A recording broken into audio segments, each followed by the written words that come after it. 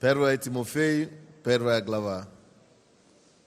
Первое послание Тимофея, 1 глава.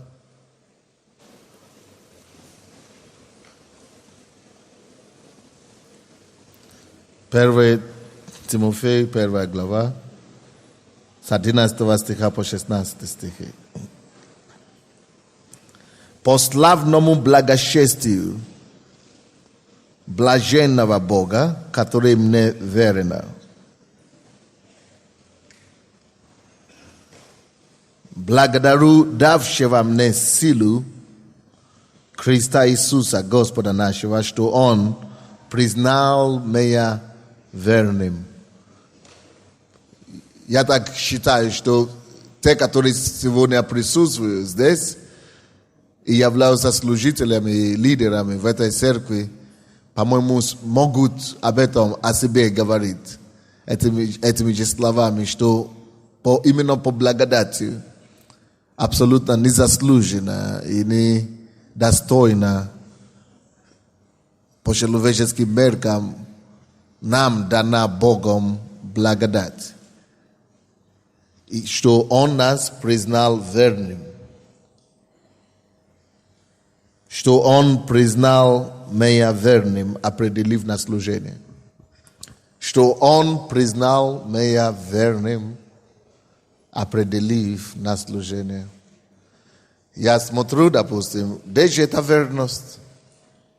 Я особую верность со своей стороны не вижу. Наверное, только Его верность прежде всего, и Его милость прежде всего, и Его благодать прежде всего. Потому что если считать верность, то куда наша с вами верность равнена с Его верностью? Ой-ой-ой. Куда наша с вами верность? Это такой верность, за который нужно было бы, Он нас должен бы просто пробить к стенке и все, и говорить.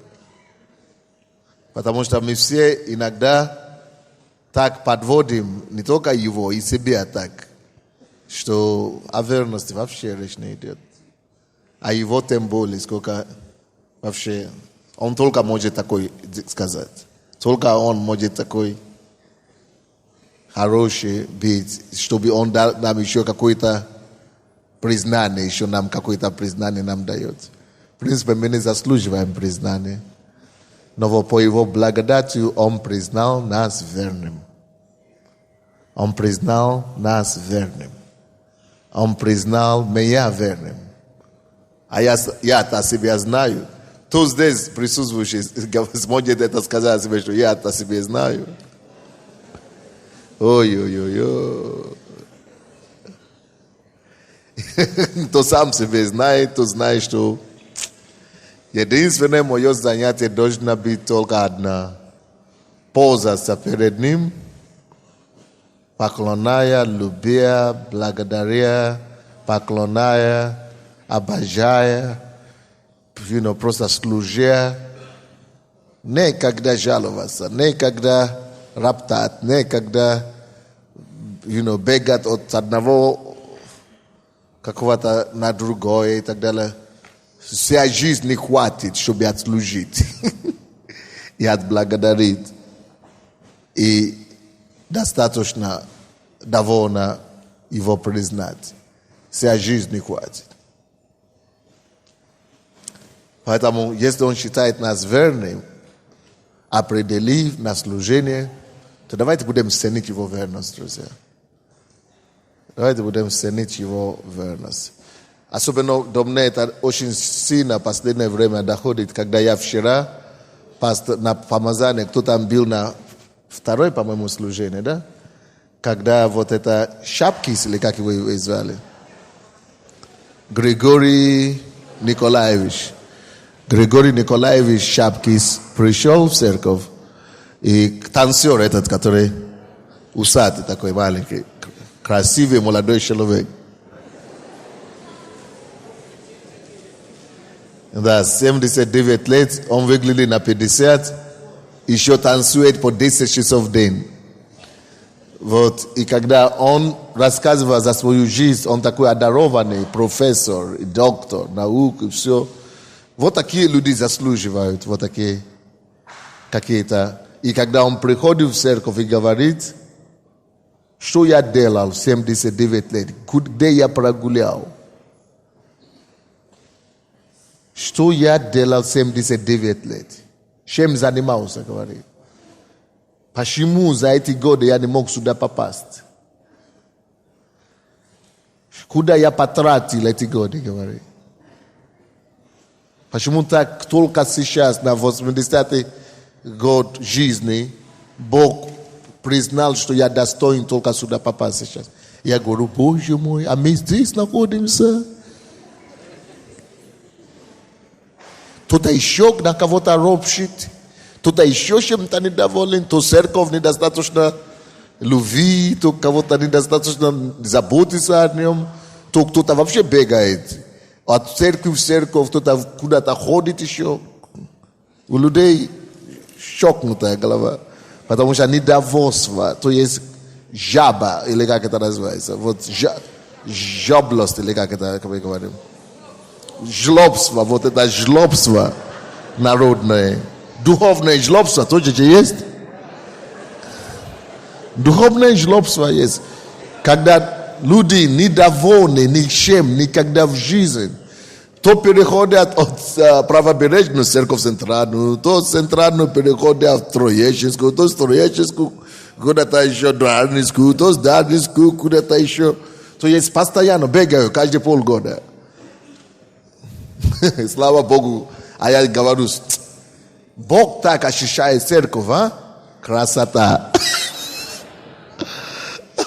И Бог еще пришлет таких людей побольше в Киев, которые будут как раз отводить направо-налево. То есть Бог специально создал такую ситуацию, чтобы заманить некоторые оттуда, откуда они уже не признательны, не благодарны. И Бог будет их выводить. Давайте будем действительно, потому что если мы будем так ценить Его благодать, то за эту благодать мы держимся. Но когда мы уже не ценим эту благодать, мы теряем эту благодать. Но когда вот как Павел, представляете себе, как Бог его использовал, да? Насколько он уже, вроде бы он уже отслужил этого прощения, он уже все это отработал вроде бы. А он, это уже последние его письма, он уже готовится идти на небо. Но посмотрите себя, он уже совершал такие чудеса, он уже в тюрьме сидел перед сказанным. Он еще, после 30 лет служения, он еще такое говорит. Я всего лишь 22 года как служу Богу. И уже вроде бы забивается эту первую благодарность и сокрушение. А вот посмотрите, в концовку еще говорит, о, сокруши наши сердца, Боже мой. О, сокруши наши сердца. О, сокруши эти сердца наши. Я Тебя умоляю, Господи. Чтобы мы не привыкли к этой благодати Твоей. Он себя считает последнего грешника, который недостоин ничего. И который Господь просто по Своей милости простил, помиловал, и признал верным. Он говорит, я, будучи кем-то, я царь всех грешников, и я первый всех грешников и так далее. И Бог тут меня признает верным. Куда мне говорит? По Своей благодатью он вспоминает первого дня этого прощения. Как это он мог меня признать? Как это он мог меня определить на служение? Это же честь. Это же кем я был, я-то себя знаю. Он не теряет вот память и вспоминание, кем он был, оно свежо у него, как это же я такой. А многие из нас, мы пару лет походили в церковь, уже 10 лет или 20, мы уже вообще не помним, как мы были. Как будто мы всегда, я всегда такой, как будто мы уже, благодарность это уже настолько привыкли, уже настолько считаем это задолженное, что мы уже даже нет уже за что держаться, нет уже вот этой. Ой, Господи, помоги нам. Потому что если вы считаете этого стиха раньше, но этого места писано, он как раз вспоминает, кем он был. И поэтому, благодаря тому, что он вспоминает это и говорит: Боже, как ты меня можешь считать верным, и еще и определить на служение.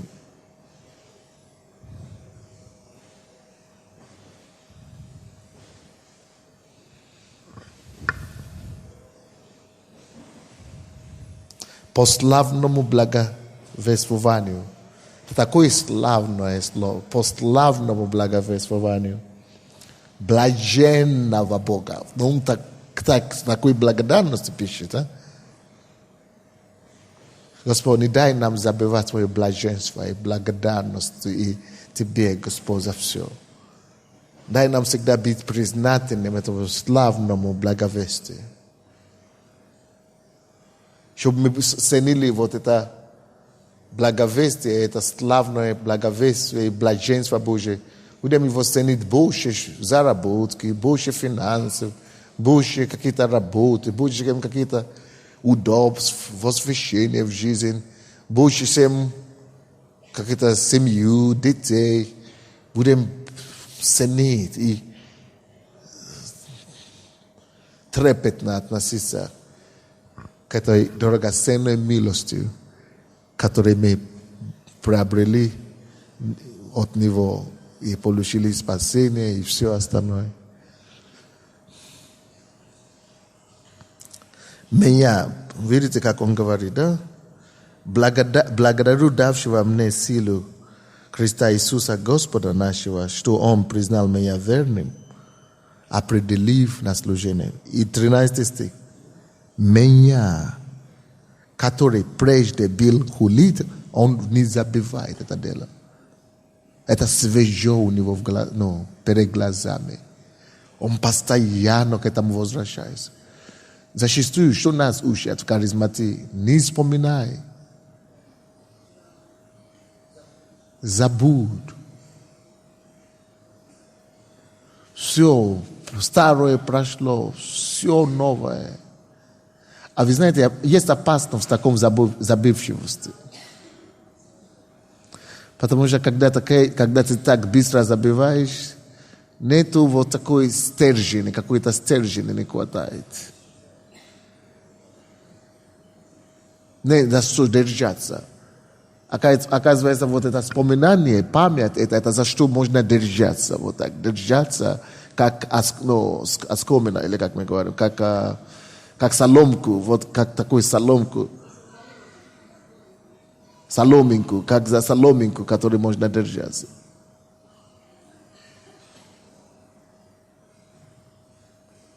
Пускай что-то так сейчас даже не так идет, не так получается, но если вот эта соломинка у нас в руках, откуда у меня веровал? Какое прощение получил? Кем я пришел? Кем я был?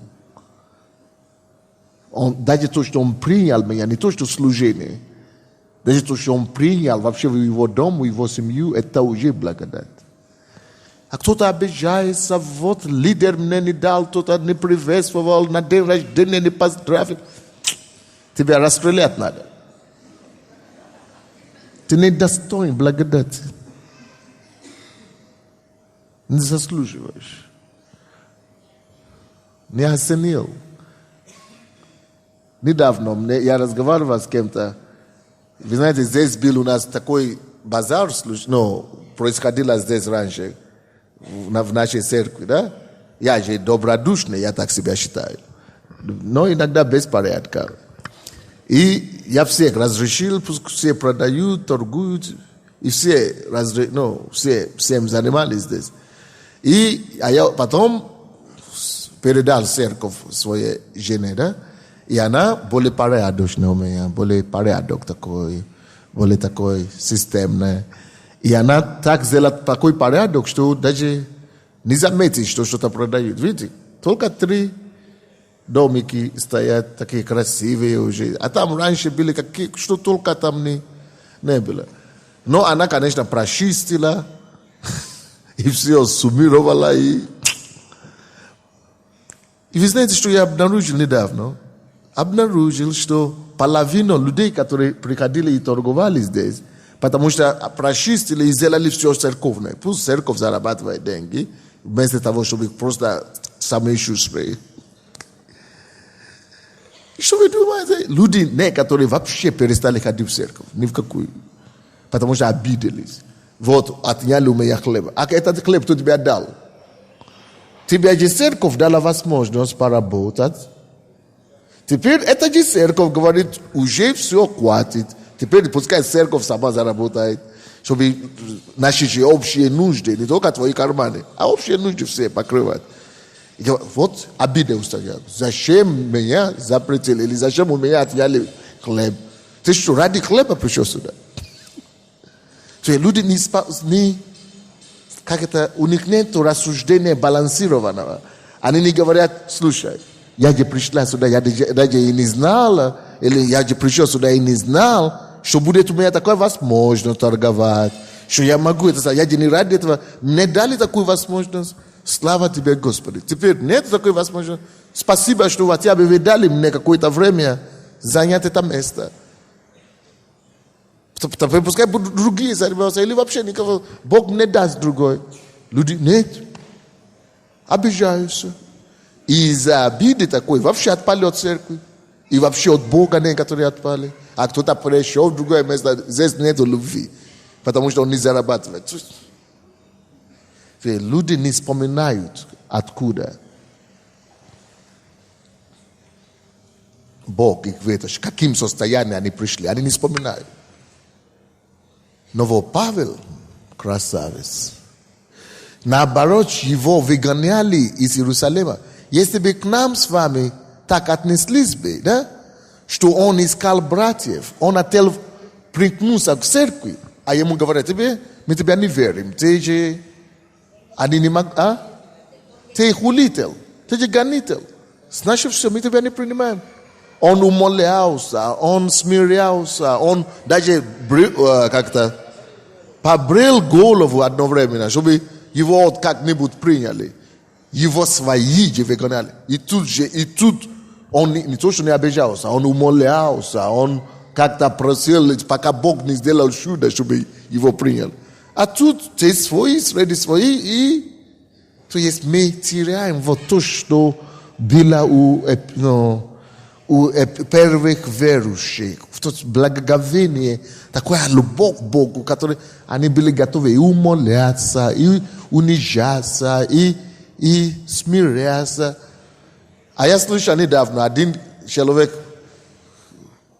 а я знаю лидера этого человека, потому что вот я не такой, как эта женщина. Она лидер, хороший лидер, очень хороший лидер в церкви. Я даже не такой добрый, как она, потому что она сама любовь.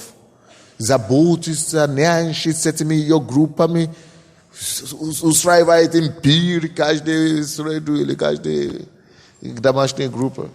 И вдруг кто-то из ее домашней группы уходит и говорит другую какую-то церковь, и говорит, где молятся, каждый день за то молимся.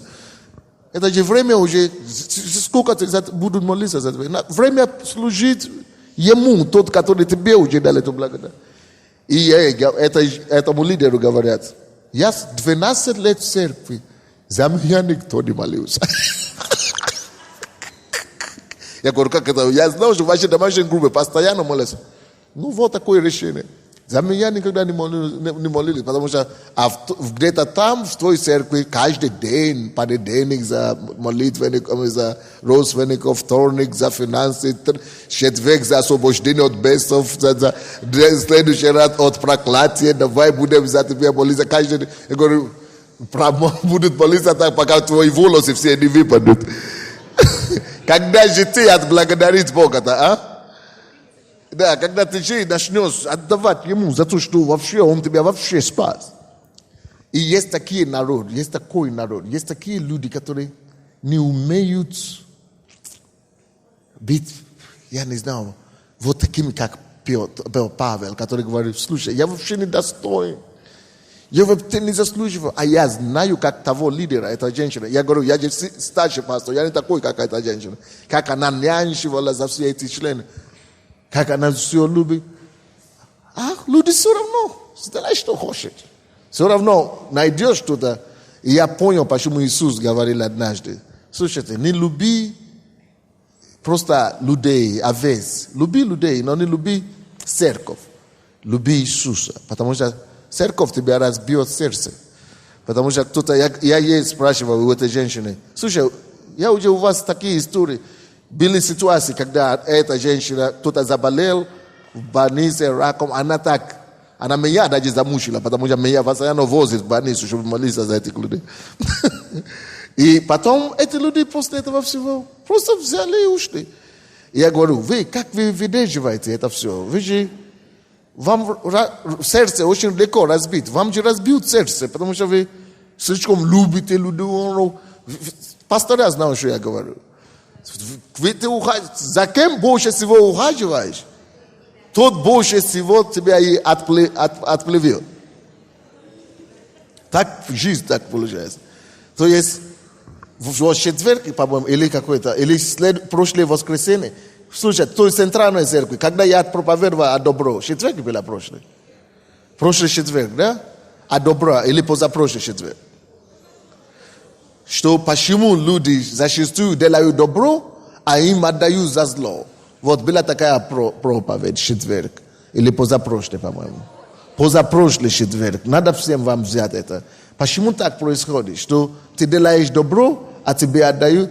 И я там говорил в этой проповеди, как победить эту проблему, чтобы всегда добро возвращалось тебе, чтобы всегда возвращалось тебе. Но самое главное, конечно, эта женщина, эта сестра просто говорит, жизнь, мне все равно, я говорю, а у вас сердце не разбивается? А я говорю, я делаю для Господа. Это хорошо. Но кому-то это может разбить сердце. Но слава Богу, не дай Бог, чтобы мы были такими с вами. Давайте мы будем такой, как Павел. Он вспоминает, что Бог меня посчитал настолько верным, чтобы определить на служение. Но я никакой не верный, я же хулитель. Мы это знаем, Бог уже его простил, он уже не хулитель. Гонитель церкви, нет, он уже не гонитель, Бог уже его, он не говорит, да, Бог простил, но это же он простил. Не я заработал прощение, не я заработал милости. Он все-таки опять же вытащил меня. Я хулитель. Он простил.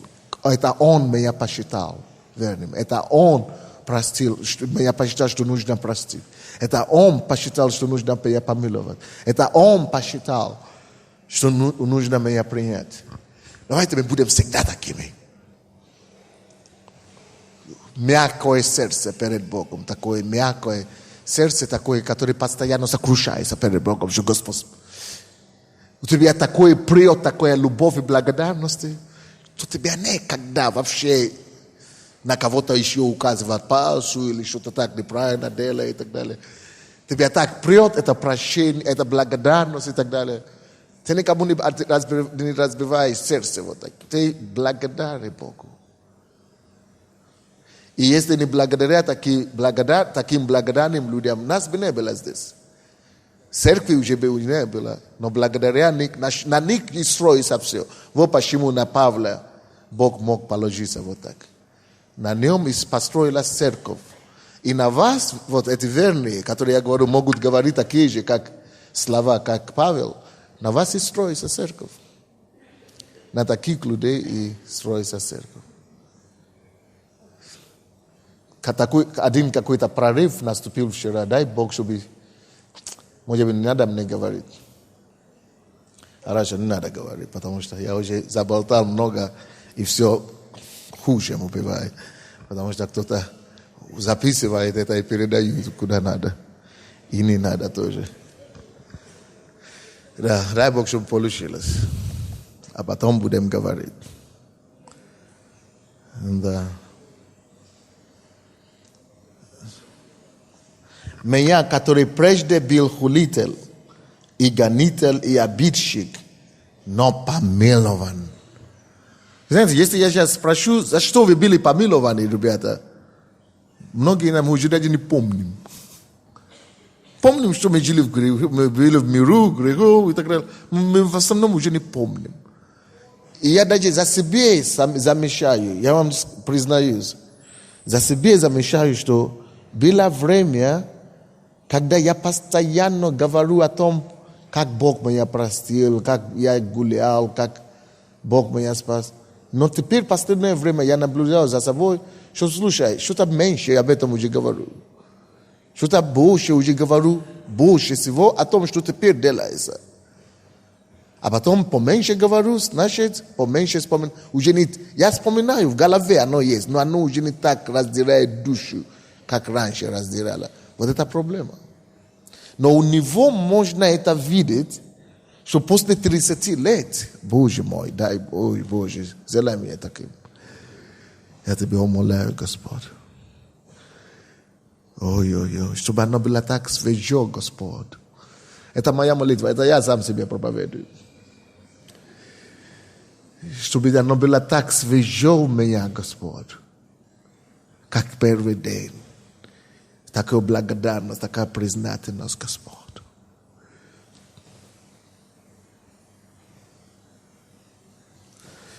Он четко вспоминал и помнил, откуда Бог его ведет. Представляете? Кем он был, расписывает, вот так, как будто это вчера было. Это уже 30 лет прошло. О, Господь, прости и помилуй. Меня, который прежде был хулитель, и гонитель, и обидчик, но помилован, потому что так поступал по неведению, в неверии. Благодать же Господа нашего Иисуса Христа открылась во мне, обильно с верою и любовью. Он цепляется за эту благодать. Вот его секрет.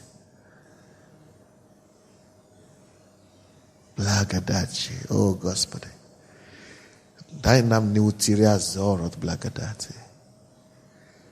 Благодать же. Спасибо за эту твою благодать, Господь. Знаешь, что я заметил? Когда мы замечаем эту благодать, когда мы ценим эту благодать, меньше у тебя проблем бывает. Эти проблемы, это уже ничего. Потому что благодать это, она больше всяких проблем. Эта благодать покрывает всякую проблему.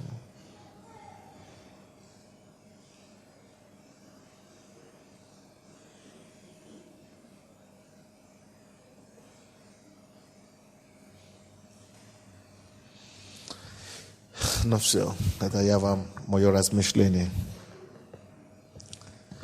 Короче, спасибо всем, которые служат, которые... Как это так? Летом вы еще не уехали в отпуск или что ли? А? Нет? Не, вы знаете, до меня это уже дошло, что надо ездить. Это же я, вы помните, да? Всегда пахал в Киеве круглосуточно, 9 лет. Или 10. Но вот теперь это до меня уже дошло. Поэтому если у кого будет возможность, умоляю вас, хоть неделю, от 2, выкрадьте из вашего графика. Давайте будем миловать себе. Это у меня пока кислород не ударил, не понял это дело. Поэтому давайте будем заниматься тоже своим здоровьем, чтобы мы могли крепости служить Богу. Нужно, нет? Нужно. Но вчера я говорил в церкви, давайте уже по делам. Раз это лидерское собрание, теперь Господь сначала благослови это слово. Сделай нас такими, как Павел. Мы тебя просим, Боже, не укради, не позволь нам потерять такое сердце. Не собери дух Твой от нас, Господь.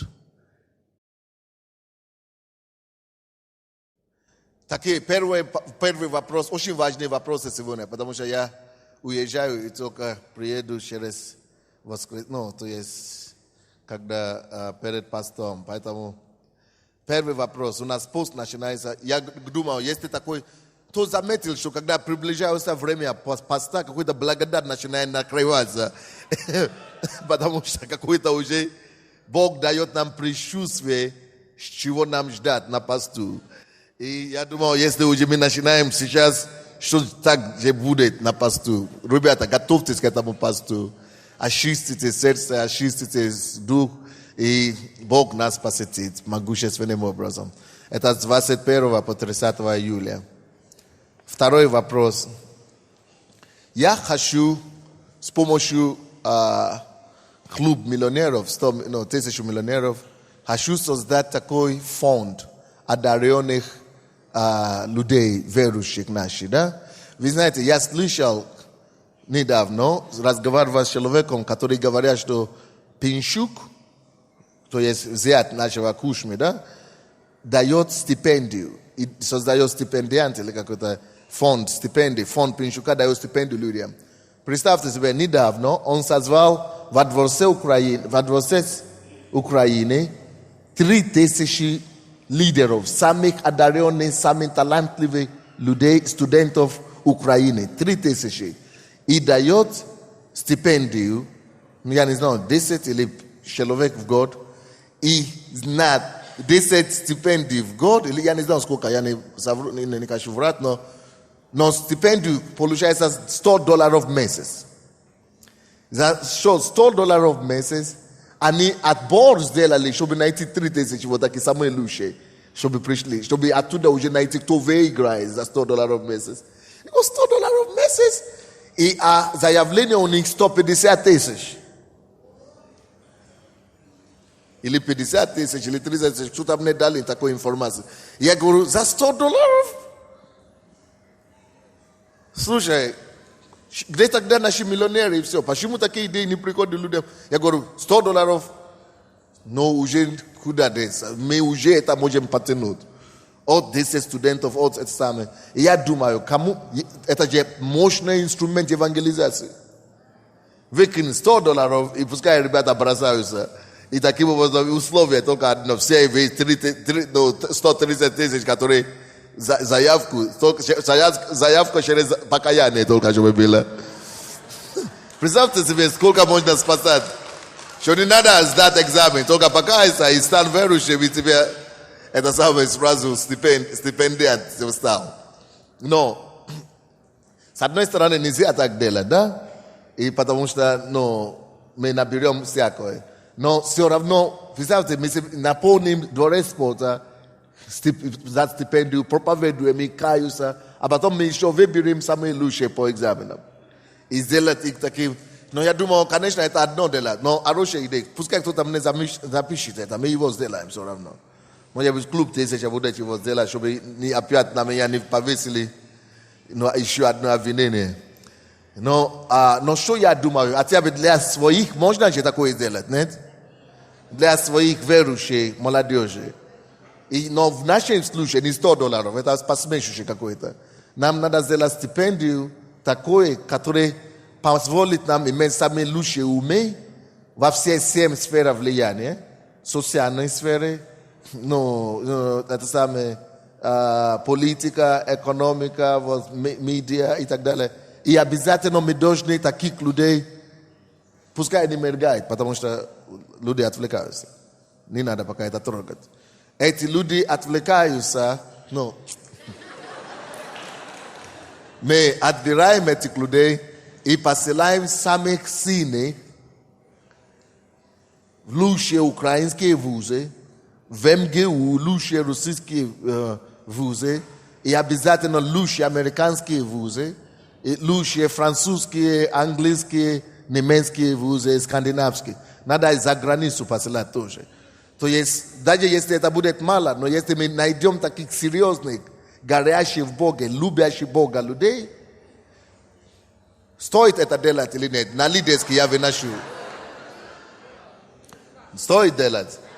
Вот, я буду говорить с миллионерами, чтобы они нам создали такой фонд, чтобы потом, представьте себе, если они будут самыми лучшими в институте у себя, приезжают сюда, их сразу возьмут. Это будущий президент, будущий глава компании, будущий это самое.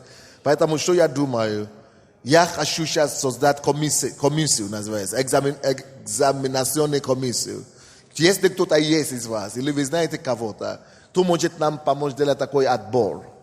Отборочный конкурс такой. Мы сделаем такой конкурс для всей Украины. posse Ukraine moja bedaje za predele Ukraine чтобы сами лучшие студенты только мне в основном никого с четверку или с тройки только пятерку даже когда пятерку надо еще сделать экзамен для них чтобы сами лучшие и сами одаренных выбрать поэтому где такие люди будут ли у нас такие специалисты преподаватели профессора пожалуйста пускай все позвонят в офис Центральной церкви 553-1538, вы все знаете, да? И запишутся, что они могли бы участвовать в этом конкурсе. А потом выберем председателя, и потом все это дело закрутим. Хорошее дело или не стоит? Это уже результат, прямой результат, то, что мы с вами говорили. Однажды, я помню, я сказал, дожду и доживу до такое время, не то, что доживу, да, молитесь за меня и молитесь за церковь. Это прямой уже результат этих учений, которые у нас были о финансах. Потому что мы уже себе можем позволить. И еще несколько лет, то, что я обещал, я не забыл. Мы сможем себе позволить, что каждому лидеру мы сможем дать карточку, кредитную карточку, за то, что он просто лидер в этой церкви. И будет ходить, и будет служить. У него есть группа, домашняя группа, или он лидер какого-то служения.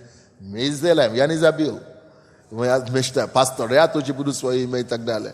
Но дай Бог, чтобы у нас продолжает так все получается, как получается. Но мы будем это делать. Следующее. Я вчера, кто был вчера, или вернее, кого не было вчера? Кого не было вчера? Помашите рукой, кого не было. Прилично. Я так понимаю, что многие люди не ходят на помазание, потому что далеко, мы у себя в церкви, там. Но на помазание надо ходить, между прочим, полезно. Я вчера показывал на помазание проект церкви. Покажите, пожалуйста, новый. Мы уже третий проект делаем. Я не буду подаваться подробности, но мы доверяем Богу, что либо у нас будет новая земля, либо у нас будет такой же земля, что у нас будет. Но то, что у нас здание будет, 100%. Я даже вчера говорил, потому что кто-то разговаривает, или говорят, что слухи ходят, что пастор Сандей, деньги, почему у нас не строится здание.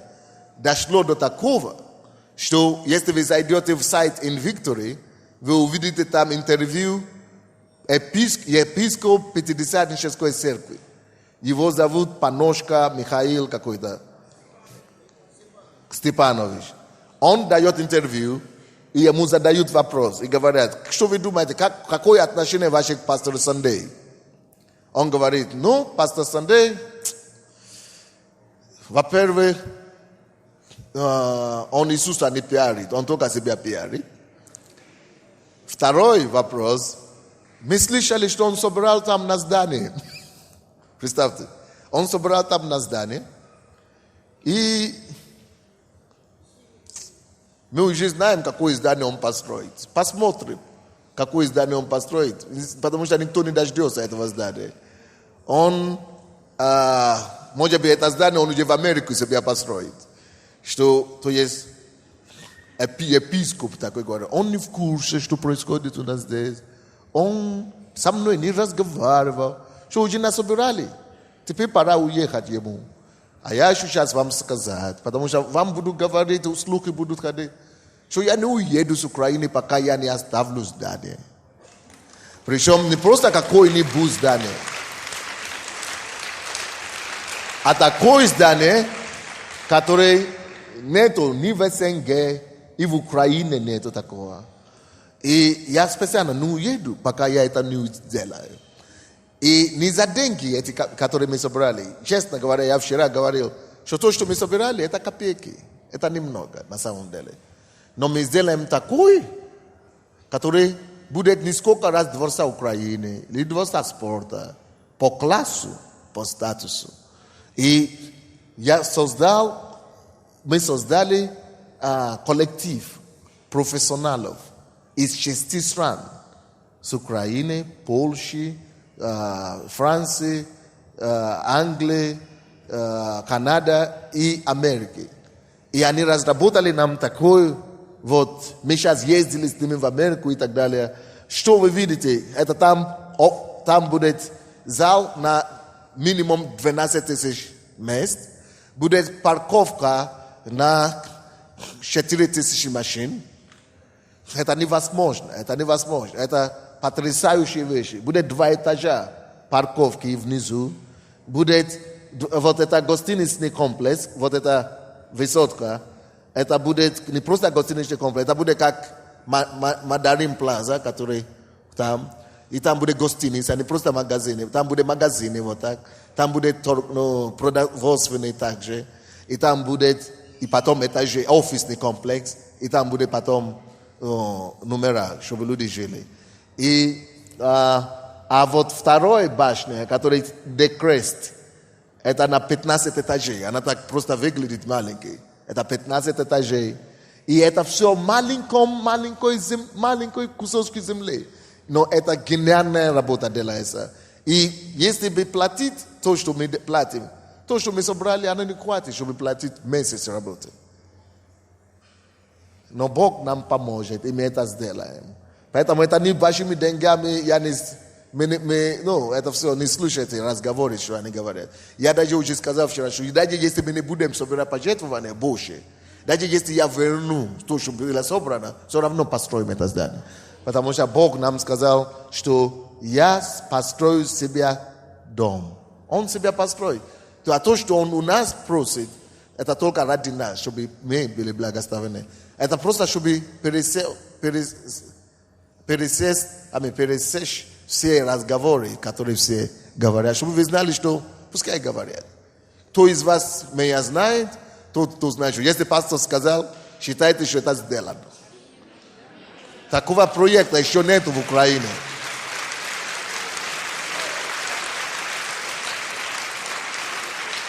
Это будет стоить $100 миллионов.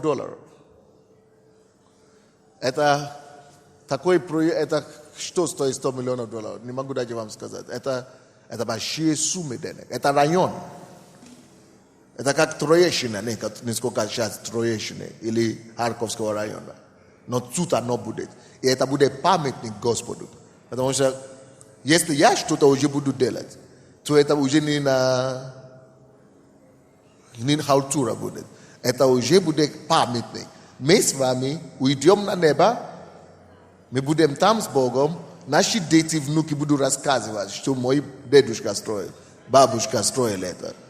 А вы помните, я не забыл, те, которые дали действительно что-то целенаправленно, ваши имена там же будут. Вы помните, мы когда-то обещали? Что там будет все, фиксированное имена, все это есть. Так что, только зачем надо было мне начинать что-то делать, а потом остановиться? Мы его начнем и уже не остановимся. Это уже будет дальше, пока не будет вся слава. Окей, это поэтому другой вопрос.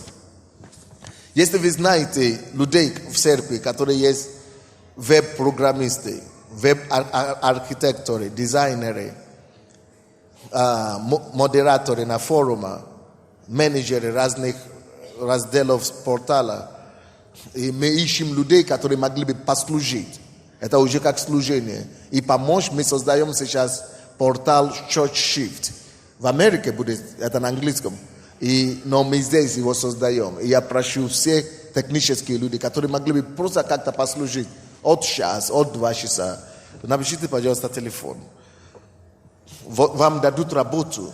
Есть человек, который этим занимается. Просто надо помочь ему. 8096. Если ваши ребята понимают, вы знаете, кто понимает, разбирается чуть-чуть в компьютерах, дайте это телефон им. 295 85 55. Виктор. 8096 295 85 55. Если вы молодые вообще-то, молодежь, пускай молодежь практикует и экспериментирует свои фантазии на американском рынке. Может быть, вас еще будут искать с Америки. Что кто создал такой сайт? Пошлите их сюда к нам. Или просто написать имейл, электронная почта адрес. Виктор, только не К, а С, как на английском, Виктор. VICTOR. Victor ili Sabashka, Victor Sabashka, churchshift.org. Churchshift.org. Следующий вопрос. Я прошу чтобы сюда ко мне подошли вот те матери, которые ко мне подошли по поводу рэп-центра, которые нужно что-то делать. Пожалуйста, подойдите ко мне, если вы знаете себе. И есть еще один такой вопрос. Вы помните, мы приняли решение когда-то, что по поводу ВИШа, чтобы мы не благословляли люди, которые имеют ВИШ, и те, которые здоровые, да? Вот сегодня я встречался с врачом, который по этому делу работает, и хотят провести работу с нами. Может быть, есть условия, может быть, есть, они говорят, что если поработать с людьми и воспитать людей, что, может быть, есть случаи, когда можно женить, они могут жениться, но только при условии, что люди подготовлены. Пастор должен быть подготовлен, лидер должен быть подготовлен, и люди должны быть подготовлены. Поэтому мы хотим делать такие семинары с специалистами и с нами на трем этапе. Одна будет для пасторей, другая будет для лидеров рэп-центра, другая будет для родителей. Как подготовить, или для ребят тоже, как подготовить людей, которые хотят жениться, но есть ВИШ, так, чтобы они могли жить, рожать детей, которые будут здоровы. Это пастор Калашник. Встаньте, пожалуйста. Калашник или Калашников? Калашник. Пастор Елена Калашник. Она будет вести эту работу, и она объявит нам, когда нужно будет это делать. А что-то я не вижу матери. Дело в том, что ко мне приходили, видите, она здесь сидит, прямо здесь. Я объявил 5 минут назад, так и сидит. С вами на фронт не пойдешь. Вам надо бежать. Как только даже я еще не выговорил, вам надо уже бежать сюда. Хотя я уже переживал, что нету. А где остальные матери? Короче, какие-то матери, сначала одна сестра ко мне приходила и говорила о том, что есть какой-то рэп-центр, где убивают детей и там и грабей посылают домой. И эта же сестра, генишество, да, и эта же сестра мне говорит, что, но есть что-то хорошее у этих людей, у этого генишества, или генишеское, да, и что у них есть что-то хорошее, которому мы можем учиться. Что несмотря на то, что они посылают трупы домой, но, по крайней мере, родители все равно посылают своих детей туда. А почему посылают? Потому что эти люди, они насильно берут детей и потом уже слишком жестко к ним поступают. Но что понравилось матерям? Слушайте сюда. Понравилось матерям именно то, что мы можем насильно эти людей собрать. Это хорошо. Я всегда об этом говорил. Я воевал с Потапаевым об этом, когда она здесь была. Что мы, церковь, должны большую активность проявлять. То есть мы должны заманить, арестовать, что хочешь.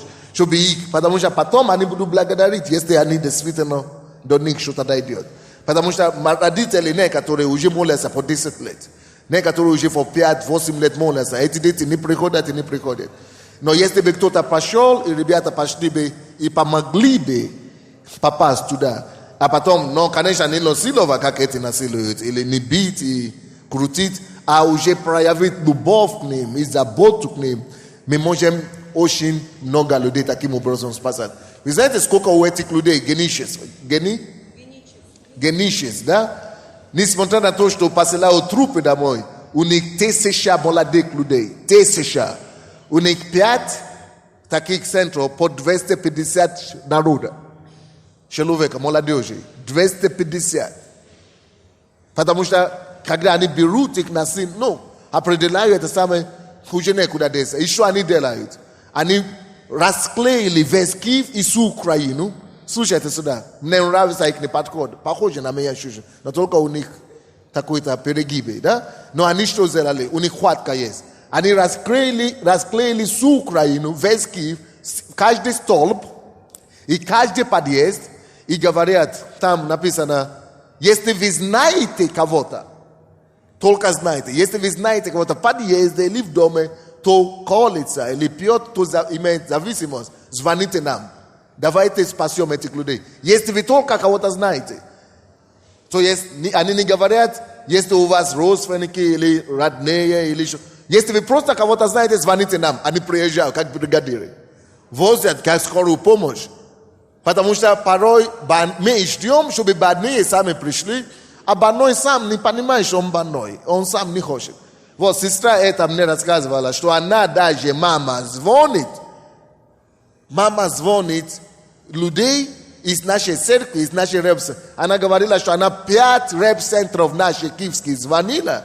Соберите моего сына, он покончит с собой. Наши все, одни говорили, мы вот сейчас приедем, мы сейчас едем. Так и не доехал. Она ждала 24 часа, никто и не приехал. Второй тоже говорит, мы сейчас едем. Так она ждала еще 24 часа. А если это вы? И меня одно непонятно. Эти же люди, кому она звонит, сами бывшие наркоманы. Они что, уже забили? Что они сами еще вчера находились в этом состоянии. Они должны были бежать. Не хочется бежать, таких людей собрать. А они говорят, нет, когда у нас нет времени. Или что вам говорят? Значит, у меня в пятницу сын хотел покончить самоубийством. Он был в генически 5 месяцев. И потом пошел работать. Он не пил, не курил, но работал в кафе. И вот это давление, ему такое с головой творилось. Голова, он говорит, мама, разрывается, мне плохо. Он говорит, что-то у меня такое творится, все, я не хочу больше жить, мне плохо. Потому что эти генические, они физически освобождают людей, но психологическая ожилонка остается. Они через трудотерапию и так далее вывели людей, но психически. Но мы-то уже это знаем ответ на этот вопрос. Мы можем не только физически через труд освободить людей, мы можем найти подход, мы можем покаяние дать людям, мы можем освободить людей от это самое. Как раз мы должны собирать таких детей. И вот я молилась за него 7 лет. Он погибал уже. Он был в Ирпене месяц. После того, как он пришел, он ходил полгода еще где-то в ДК Королева. А потом бросил, упал. К нему никто, 5 лет, к нему никто не звонил. Вообще он никому не нужен. Только мне, как матери. Я за него молилась. И Бог мне сказал, я услышал твою молитву, но я хочу, чтобы тот ближний, который погибал, он пришел к нему и помог ему. Он будет жить. Но я хочу вот те, которые погибали, пусть они придут, спасут его. Вы понимаете, когда я узнала этот выход в Геническ, я прыгала, я радовалась, говорю, Господи, пришел выход, мой сын будет спасен. Не только из-за того, что мой. Я стала ночами сидеть и думать, кто еще такой, кто еще погибает. Я стала вызванивать, это есть мамы-свидетели. Я им стала звонить, слушайте, есть выход. Потому что мы стучимся в нашей церкви, нам никто. Нам говорят, молитесь, отдайте Богу. Я молюсь, я отдала Богу. Но я вижу, что сын мой погибает. И я не хочу этого. Вы понимаете, они взяли его, они забрали насильно. И мой сын жив остался. Он погибал, он был на грани смерти. Вы понимаете? И он спасся. И он приехал, Бог показал, какой он хороший. Вы понимаете? А он бы погиб, если на него просто бы молились. Я хочу вам сказать, что если наши Мила Анатольевна, другие лидеры не пойдут, мы уже его умоляем, ждем, не дождемся, трохим, чтобы они организовали такие центры. Если не будут делать, я сам сделаю. И если я найду такого человека, как вы, или такие матери, как вы, создадим другое движение. Эти все, которые не хотят выезжать и собирать детей, неверующие, и спасать, только ждут, чтобы к ним пришли, позакрываем. И пока вы это самое не сделаем. Потому что это нужно менять методы. Нельзя зацикливаться на какие-то это самые, пока эти люди по одному вымрут. Поэтому давайте так, епископ, и все, вы матери, все, я всем говорю, взываю к вам. найдите мне землю, найдите мне территорию. Павел, где он как-то говорил за это на пост, что можно ее, как это бородатый, где он, Роберт, они, делали, они взяли село, они взяли это самое, что-то строили, давайте это организуем. Вы хотите, я сам сниму штаны, я одену шорты, и мы будем это вместе делать. Но мы должны организовать. Хотите, давайте машину купим, будем ездить и собирать детей. Вот так, как эти люди делают со всей Украины, и сделаем целое село, целый город. Вы знаете, пастырь, когда я пришла здесь и раздавала газеты за генических, тех людей, которые погибают, вы знаете, у меня расхватывали родители, говорит, как, насильно забирать? Боже! Вы знаете... Потому что мамы уже все, уже у них здесь стоят.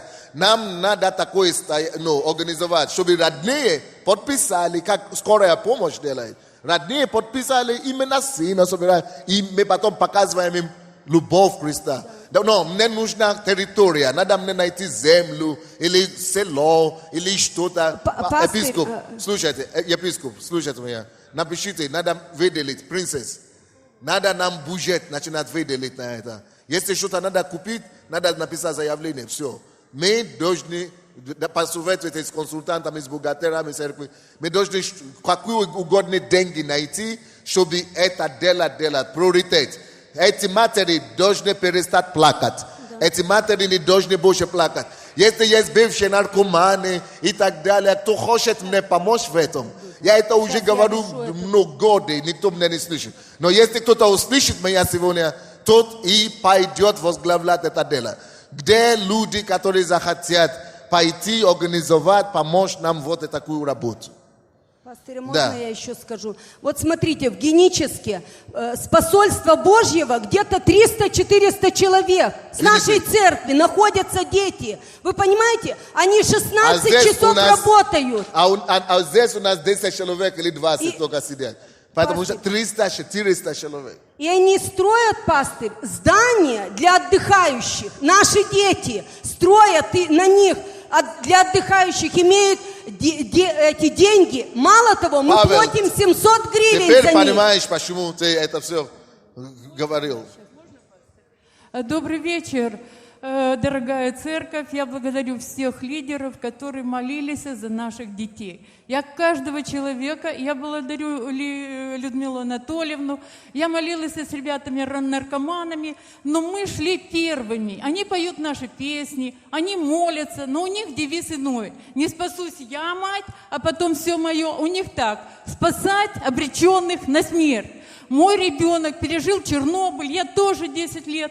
Короче говоря, у него наложилось очень много. Он не выходил в последний год, 2007, из Кичеева. И очень многие дети лежат. Короче говоря, что они делают? Они приезжают, насильно забирают и говорят, а что ты обижаешь мать? Вот я, борьба с наркоманией, то-то, то-то, привозят, заботятся, отпаивают. И сейчас мой сын генический, и говорят, вы не волнуйтесь, мы уповаем на Бога, Женя ничего, Женя хорошо работает. Они учат работать, они учат семье, они учат, ставят на ноги, приспосабливают людей. Но у них принцип не просто спасти, но довести его и до семьи, и до полноценного члена общества. И я благодарю, но тут очень сложно. Мне никто не отказывал, мне все помогали, но общаться с моим ребенком было трудно, особенно наркоманам. У них другое мировоззрение. И нужно понимать, что трамадол изменил психологию, бизнес изменил психологию. И нужно новые отношения. Брать детей и доводить до конца, провести статистику, сколько у нас освобожденных родителей и сколько в семье освобожденных. Понимаете?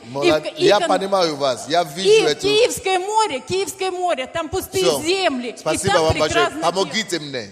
Давайте найдем землю, давайте найдем территорию, у кого есть дача, у кого есть что-то. Давайте начнем и вообще просто будем там жить, будем там работать, будем учить их трудиться. Будем делать охрану, это самое, это помещение. И будем любить их не так, как грешители, что трупами собирают домой. Но с ними мы будем любовью, мы будем доводить их тоже до такого состояния. Не хватает шагов Потопаевой. Что? Там не хватает шагов Потопаевой. Вот если бы были шаги Потопаевой, то совмещение работы, шаги под... Чудесный был бы репцентр. Вы понимаете, через 2 недели дети становятся нормальные. Они не колются, они не пьют, и они потихонечку начинают. Мой сын пришел, он говорит, заставляли нас 10 глав без Библии учить. Да, но, видите, там есть и положительно, и отрицательно, но если мы возьмем лучшее оттуда, и отсюда возьмем лучшее. Но я только одно не могу понять, почему мои застопорились на этот, просто пускай люди придут и все. Нет, надо идти, выезжать за людьми и спасать, и это самое. Вот это главное, что нам надо добавить к тому, что кто согласен из присутствующих. Вот, если вы согласны, давайте начнем эту работу. Я готов, я говорю, и деньги прилагаю, но мне нужны люди, я сам еще не могу сидеть. Матери, помогите мне, бывшие узники, помогите нам.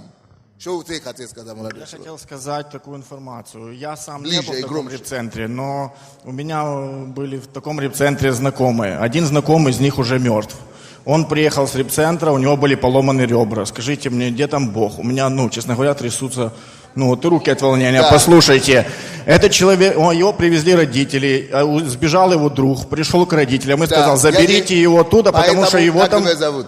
Меня Вова зовут. Вова. Поэтому нам надо альтернативу создать. Если мы не создадим сейчас альтернативу, такие родители будут продолжать возить туда своих детей, а чтобы туда не возили детей, недостаточно нам просто осудить там плохо и так далее. Давайте мы создадим альтернативу, где мы тоже сможем собрать людей и лишить людей без поломанных ребра и без мертвыми это самое.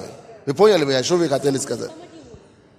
Пастор, я хочу сказать свое личное мнение. Знаете, извините меня, пожалуйста, но когда вот так насильно забирают детей, мое мнение, что иногда родители хотят просто, избавиться от своих детей, но чтобы это дети хорошо, потому не мешали... что люди настрадали. Не дай Бог, чтобы вы знали, что значит, не дай Бог, чтобы вы знали, что значит жизнь наркоманом. Кто это пережил, что значит жизнь наркоманом или с алкоголиком. Это значит один год жизнь таким человеком хватает. Уже давно надо собрать.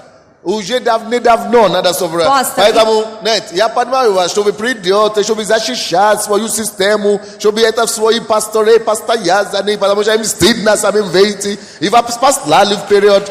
Но надо делать то, что я сейчас говорю, надо делать. Пастор, можно я еще скажу? Можно сказать мне? Что? Нам нужно сделать такого же плана свое. Об этом же я говорю. Взять хорошее с одного и со второго. Но я, например, не за геническое. Я знаю, я сама лично звонила туда, со мной разговаривали, и я недовольна. Там люди просто неверующие. Я не увидела любви абсолютно там никакой. Если люди возвращаются в гробах, я считаю, что это уже ненормально. Мы не говорим за геническое. Я хочу, пастор, громче говорить. Да, вот это сильно наболело. Мы 2 мамы вышли, мы служители, мы служим, И сколько мы обращались в наш репцентр, у нас дети упали. Упали, и их, конечно, поднимутся, упали. Сколько звонили в наши репцентры, просим, позвоните, хотя бы поговорите по телефону с ними. У нас времени нет. Слышите, пастор, это же вообще...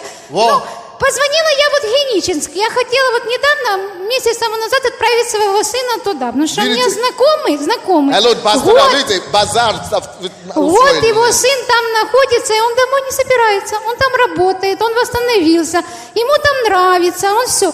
Я позвонила, мы уже согласны были с отцом моего сына отправить его же хоть так. Ребенок умирает.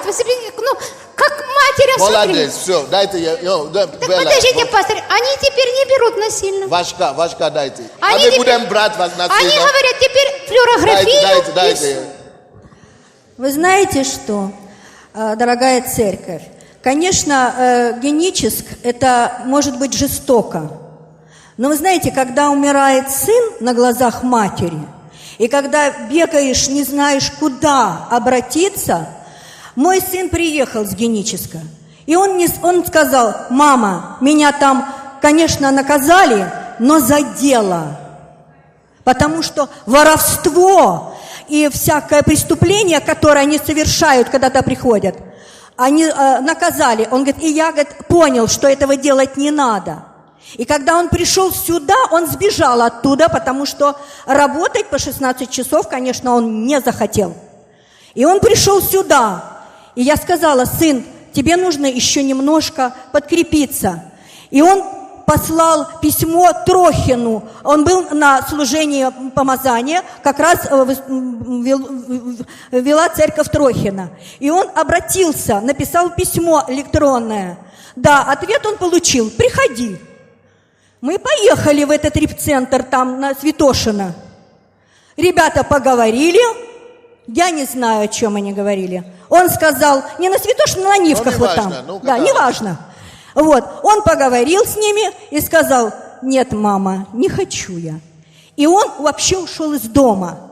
Никто не позвонил, никто не вот, хотя бы, понимаете, то есть человек пришел за помощью.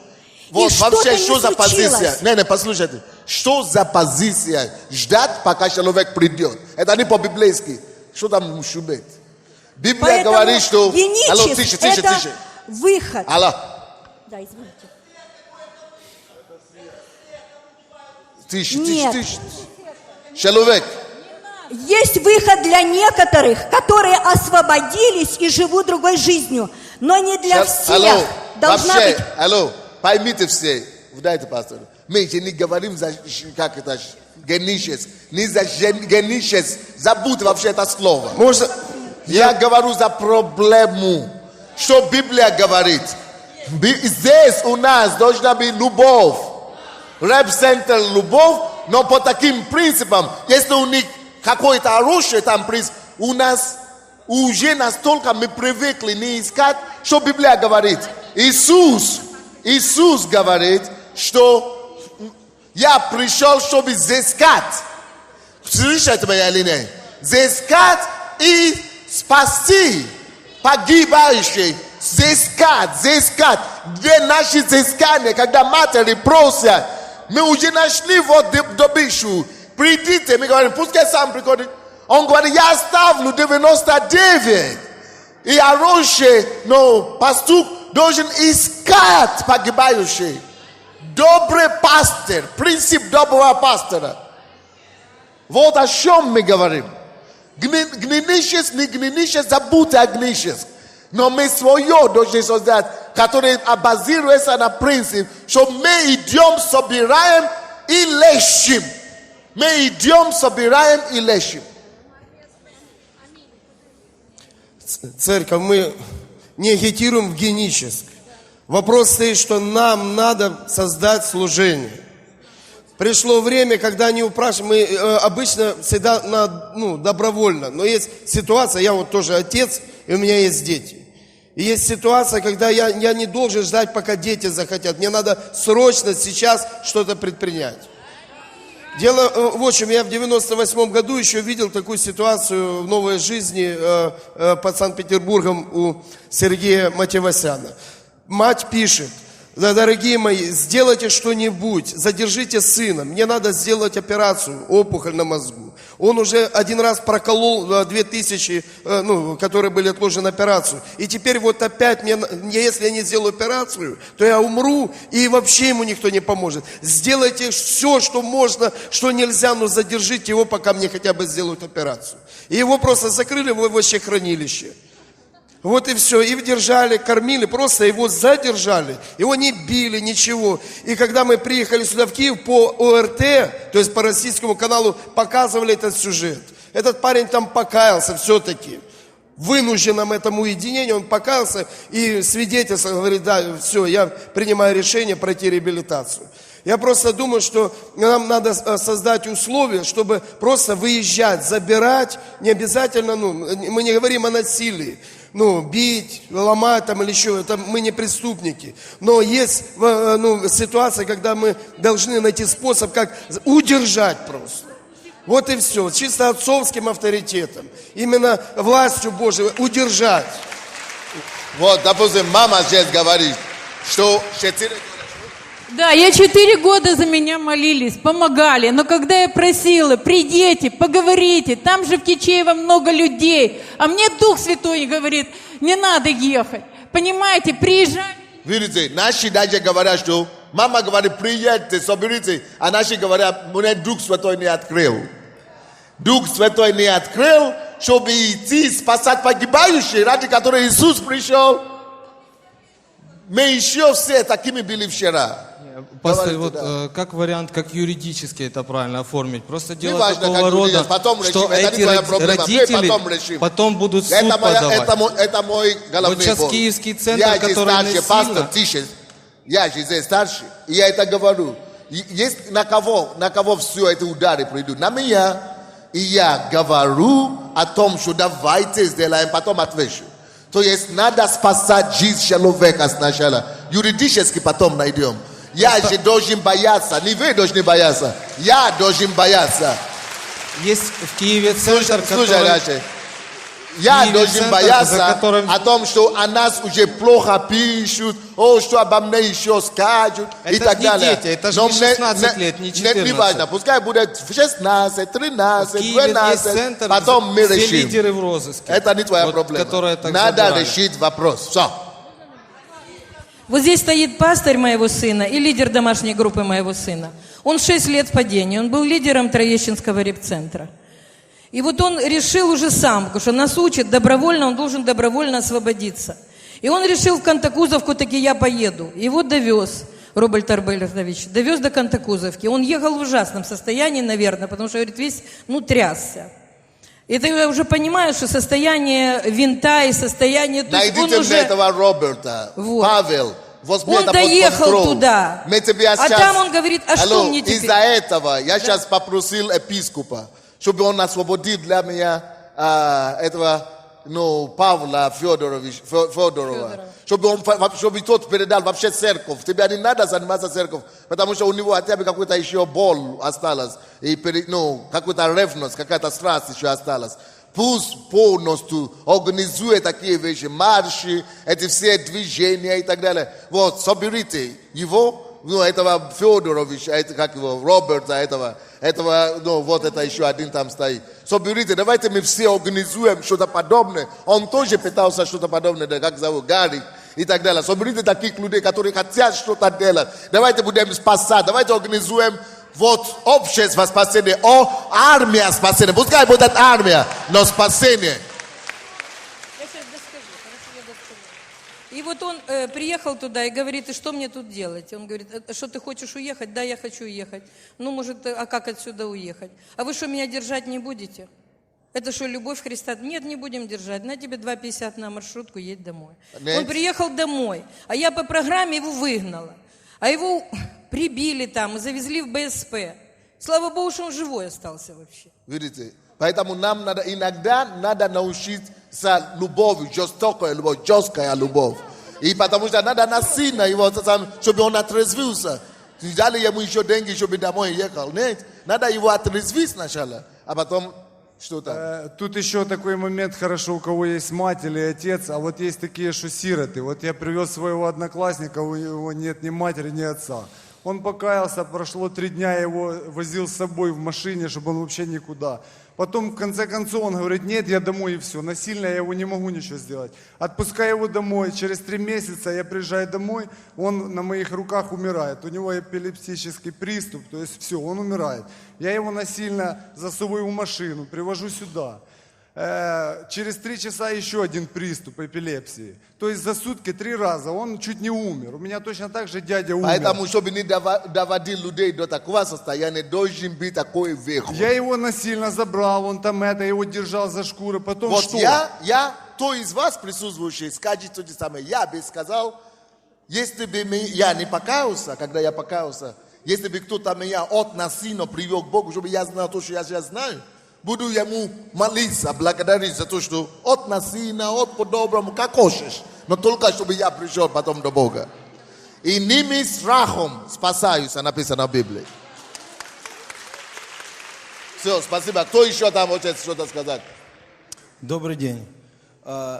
Я хотел бы сказать, что если у вас есть дети, вы дайте нам списки, мы займемся ими. Но тебе звонили. Сколько раз Нет, звонили? мне никто не звонил. Значит, это было в пятницу. Мой сын 2 дня хотел броситься с окна. Он не обколотый был. Я звонила Трохину в реп-центр, и со мной мило побеседовал человек. Я не спросила, была расстроена, не спросила, кто это принимал мой заказ. Вот. И я сказала, такое состояние у человека. Вот. Они сказали, хорошо, мы приедем. Я ждала до 9 вечера. Даже мне они сказали, мы его на вечернюю заберем. Хорошо, я ждала. До 9 никто. Я звонила 3 раза, а другой взял брат и говорит, да кто за вами приедет? У нас не ездят, у нас не ходят по домам. Понимаете? Но зато, не, правильно, как это будет придумывать. Это что, ерунда. Это только хвалит. Зато, несмотря на это все, надо это слушать и покаяться. Мы все должны покаяться. Я каюсь перед вами, стану на колени. Извините, слава Богу, что еще у вас сын, еще чего. Мы еще его спасем. Даю вам слово, мы все спасем. Но послушайте, другое сейчас я вижу. Я сейчас другое вижу. Я вижу, что то, что он сказал, дайте нам список, дайте нам людей, вот это уже покаяние. Для меня это покаяние. Для меня это уже другой ход, смирение, что все, мы так раньше не делали, теперь дайте список, будем это делать. Но я предупреждаю, я своим все равно скажу, я никого не буду ломать, вязать веревками, я не буду этого делать, потому что я бывший наркоман, и если бы меня хоть раз ударили бы, когда я был наркоманом, я бы никогда бы в церковь не пришел. Я столько натерпелся в жизни жестокости, столько зла натерпелся, что если бы меня хоть раз ударили верующие, я бы никогда бы в церковь не пришел. Слушайте, если вам не надо всегда... Слушай, вам... Это тише. Вам не надо всегда выводить дело на противоположность. Зачем бить? Мы же не об этом говорим. Но это же теория. Как это называется? Гешниша или как называется? Гениша бьют, но зачем нам бить-то? Мы не будем бить. Мы будем делать по-доброму. Мы будем делать, заставлять их прийти и будем любовью их вылечивать. Покажите, как нужно делать. Хорошо. Даже если бьют, кого-то через биение тоже надо спасать. Потому что эти гнищецы, они же спасают 1000 человек, не зря там же спасаются. Там, если поэтому, есть пару слава человек Богу, спасенных, то... мы не будем никого осудить, но давайте мы что-то сделаем. Можно я скажу? Не, я уже микрофон дам. Дай мне микрофон. Дай микрофон. Ты можешь слушать? Теперь, нет, у меня только один вопрос. Я прошу, чтобы сюда вышли вперед. Остальные все, садитесь. Я прошу, чтобы сюда вышли вперед. Только тот, кто хочет приложить свою помощь. Не, по этому делу. Если вы хотите приложить помощь, либо работать там с ними, либо деньги какой-то пожертвовать, либо площадь, какой-то это самое делать, или вы мама, или вы... Кто хочет приложить помощь, пускай выходит. Вот. Только те, которые хотят участвовать в этом деле, приложить свою помощь, и я хочу видеть. Мамы, не мамы, кто хочет участвовать в этом. Мы будем регистрировать их.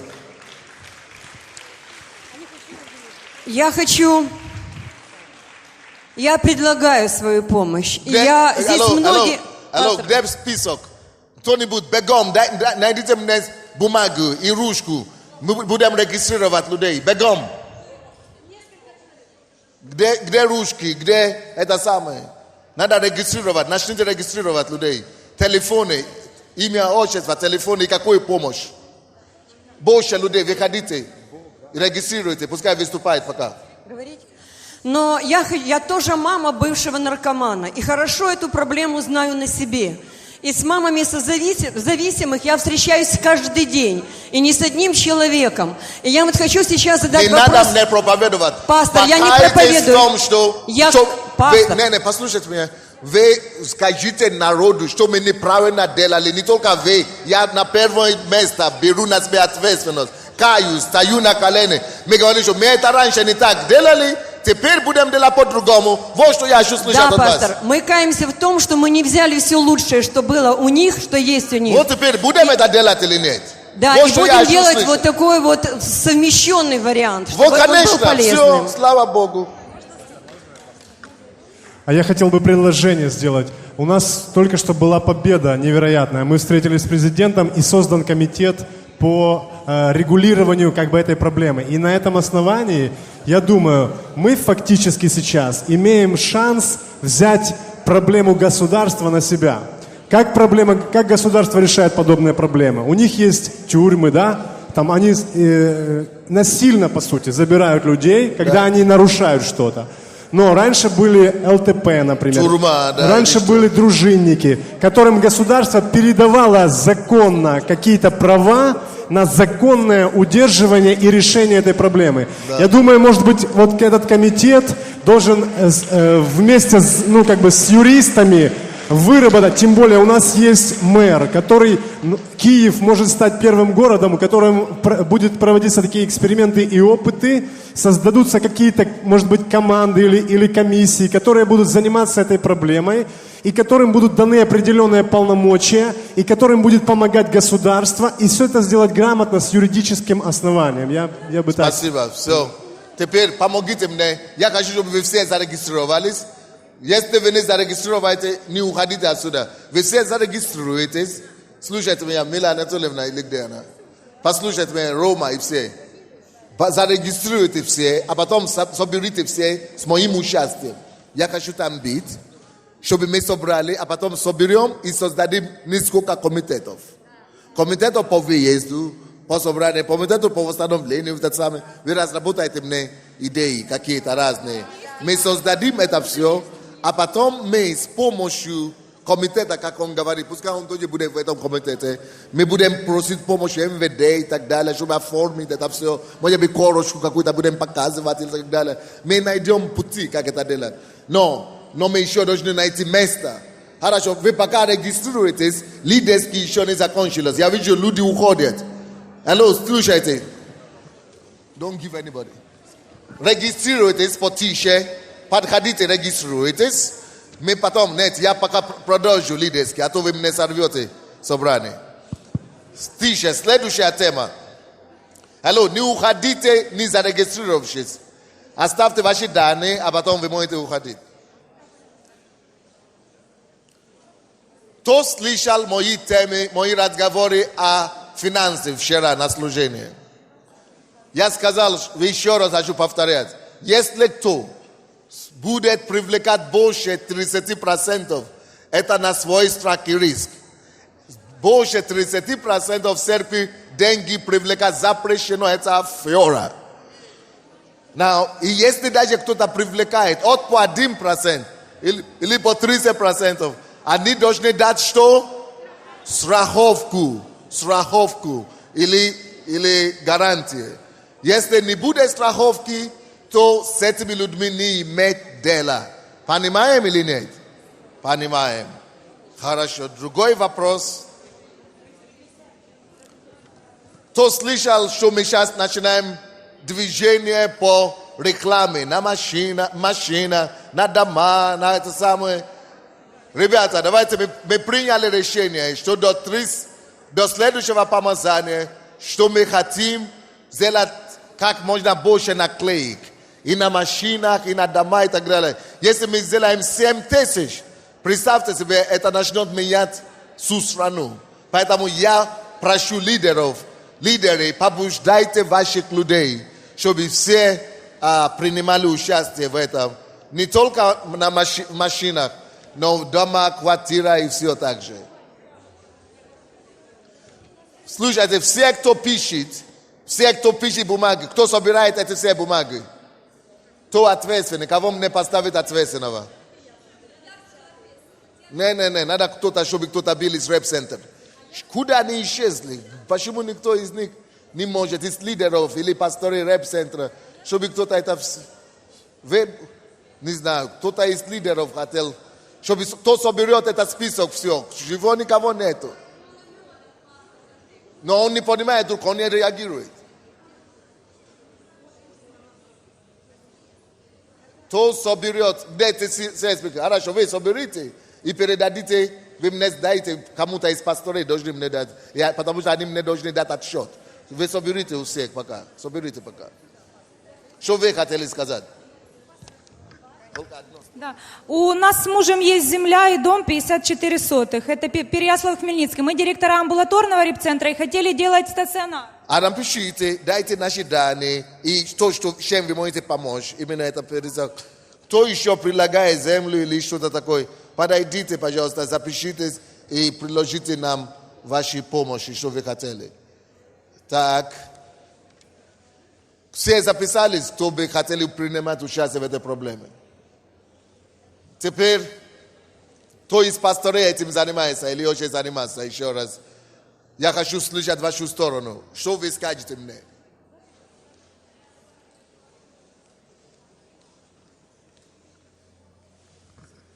Я думаю, что большое количество людей в одном месте можно сделать свое, альтернативное, 100%. Мы начали этим заниматься, по селам искать дома такие, начали это делать сейчас как раз. Вот. Я думаю, не нужно собирать такое большое количество в одном месте. Вот. Можно делать такие группы в домах, например, в какой-то области. Почему нельзя? Эти люди по 200, по 250 работают. В Ленинграде там по 1000 человек. Работают в России. По 1000 человек тоже. Работает. Просто мы должны начинать. Не надо пугаться этим всем. Я не боюсь много количества людей. Надо просто больше лидеров поднимать. Кто-то тоже когда-то сказал, большие такие церкви не надо строить. Теперь строим, все нормально. Только надо лидеры поднимать. Что вы хотели сказать? Кто там поднимает руку?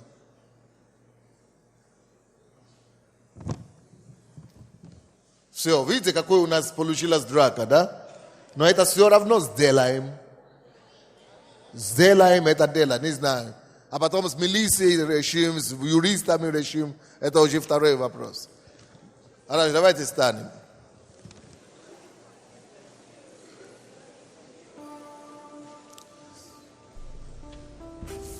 Для лидеров Центральной Церкви, мы это уже объявили вчера на служении, что Центральной Церкви 2 часа в воскресенье будет проповедовать Томми Тини. А также я уезжаю с женой завтра в Данию, потом в Швецию. И поэтому молитесь за меня на этой неделе, пожалуйста. Давайте мы... это не обязательно. Давайте я за вас помолюсь. Господи, в имя Иисуса, мы просим Тебя, Господь, чтобы Ты помог нам разобраться в этом вопросе наилучшим образом. Помоги нам, Господь, найти выход и лучшее решение. Чтобы у нас не было ни крайности, ничего, но чтобы мы могли довести это дело до конца. Дай нам служителей, дай нам сердце, дай нам правильных людей. И помоги нам принести решение. Именем Иисуса Христа. Дай нам землю, дай нам территорию. Мы просим Тебя, помоги нам по этому делу. Во имя Иисуса Христа. Аминь.